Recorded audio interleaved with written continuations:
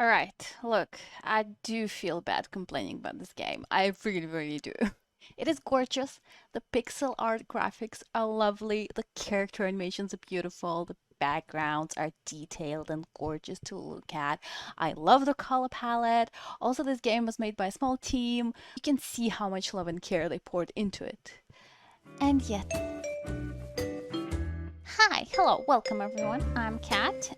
Today I wanted to talk about my feelings on Owlboy. So, Owlboy is a 2D side scroller adventure platformer. I don't know if any of those words made sense in a row. Made by D-Pad Studio. It's a Norwegian independent developer. It spent years in development and was finally released in 2016. And it tells a story of a clumsy little owlboy called Otis, who is a mute. In this world, everyone lives on these floating islands that were thrown apart by a mysterious catastrophic event. At the start of the game, Otis's village gets attacked by pirates who steal a very important artifact. The pirates having this artifact is really bad, so Otis sets out with his human friend Getty to try and stop the pirates in order to save the village. And in the process, they also uncover secrets of this like ancient owl society, blah blah blah. I hope I got all of that right because I didn't finish the game, so I hope I didn't mix up any plot elements. When the trailer for this game first came out, I absolutely loved the look of it since I am a sucker for cute and pretty graphics. So I made a mental note to play it, then I completely forgot about it for like 6 years. But last year I finally remembered. I gave it a go. Yeah, I really wanted to like this game. I love the premise, I love the visuals, but after about 9 or maybe 10 hours with this game, I just couldn't anymore. I won't say that I'm a super calm and chill player, but most of the time I'm pretty good at keeping my frustrations in check. But with this game, I just constantly found myself getting just unreasonably frustrated and having to stop. And at some point, I just didn't have any desire to pick it back up again. There is something just really frustrating about the gameplay, and I can't quite put my finger on it, but I will try and explain my feelings the best I can. So, a character, Otis, can fly, roll, do a little sky dash, and also spin, smacking objects with his wings.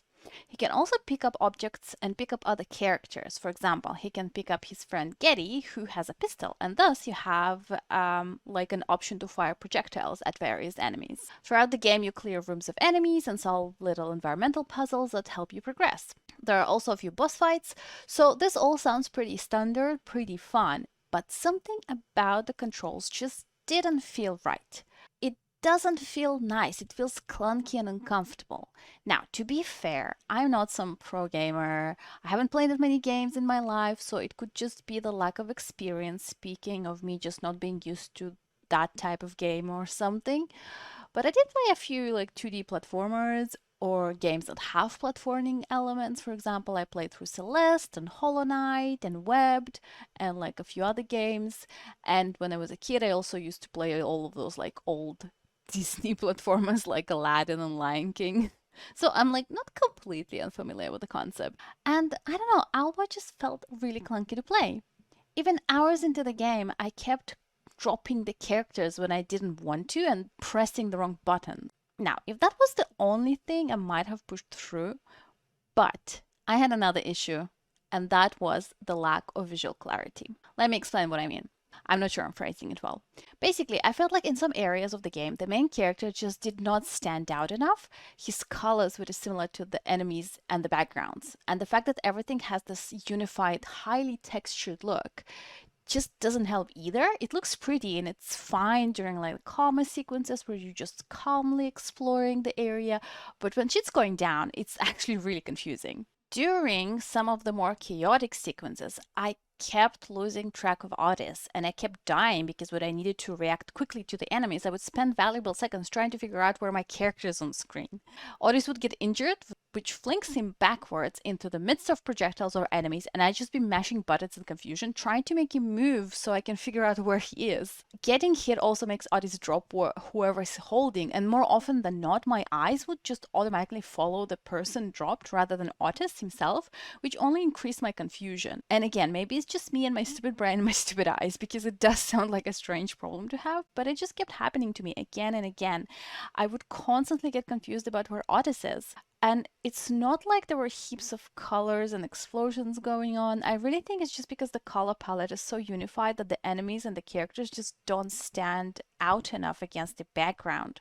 Because I never had this moment of losing the characters I'm in control of while playing Hollow Knight, for example, or Hades. Like, Hades has some absolutely hectic gameplay depending on your boon. So many colors and explosions can be happening on screen, and yet I never felt confused about where I was. It's strange because watching someone else play Hades, I would get lost, but I never felt that way while playing it myself. But here with Owlboy, I was just constantly in this frustrating sense of, where the heck am I? What is happening? Why is everything distracting me when I need to be looking at the main character? Now, I really do like the world of the game. Floating Islands world, owl people, mechanical pirates, all of that just sounds like heaps of fun.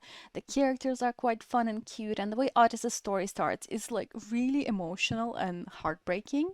He's a bit of an underdog, and other owl people treat him really harsh. The opening cutscene of the game is quite heartbreaking. But because I was getting frustrated with the gameplay, I just couldn't get into the story emotionally. I was constantly dreading the next frustrating challenge or the next boss fight, and because of that, I paid only half of attention to the dialogue and lore, which is really sad because I think the lore and the dialogue is the strong point of this game. Interestingly, for the most part, the bosses weren't actually too hard, at least the ones that I've encountered for the first like 9 hours of gameplay. I died more often to just ordinary rooms than to bosses. And some of the rooms were just frustrating. Frustrating. That's the only word I can describe them as. I don't know, maybe I'm just a soft bellied casual gamer, which is, fair. I do suck at video games quite a bit, but the health bar felt very unforgiving. I would take damage, get staggered, and then overwhelmed by enemies super quickly. There's no way to heal on the go. You need to find healing items throughout the rooms. The game has like save checkpoints where it saves you automatically, which is usually fine, but there are a few levels where it just felt like the checkpoints were so sparse and so far apart. So I just kept getting stuck redoing the same sections again and again and again, and the enemies would respawn and I would have to get rid of them again and again and again.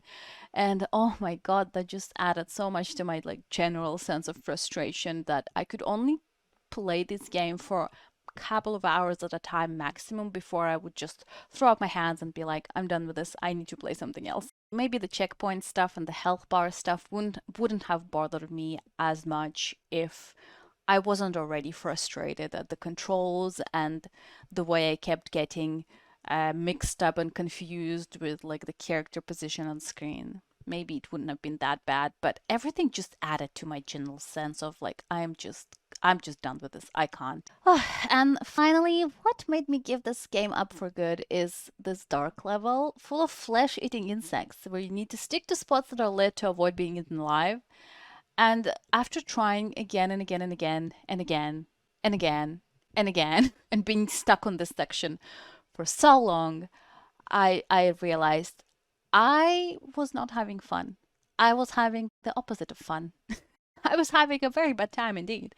And I just don't have patience to do this yet another time.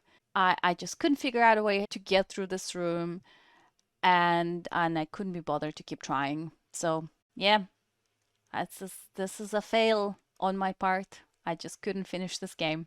I gave it 9 hours. Not sure how far it is from the end. I'm not sure how long this game actually is. But I think I did give it a fair chance. It's not like I quit it after like 20 minutes of gameplay. I did try. I feel like I really, really tried. I really wanted to like this. And I do feel a little bit guilty for quitting. I always feel guilty for not finishing a piece of media, if it's a book or a movie. But you know what? Maybe that's gonna be my new resolution. Some things are just not gonna be for me. If I'm not having fun, why torture myself when there are so many other books and movies and games that I want to check out? Anyway, I don't think it's a bad game. I really think the team that made it put a lot of love and care into it. But unfortunately, there were just so many frustrating elements that prevented me from fully enjoying it. I know there are a lot of people who love it, and I can really understand why. But for me personally, S is not my cup of tea. And you know what? That is okay. I admit that some things are just not for me. But yes, that's all I have to say about Owlboy. I'm a little bit sad that I gave up.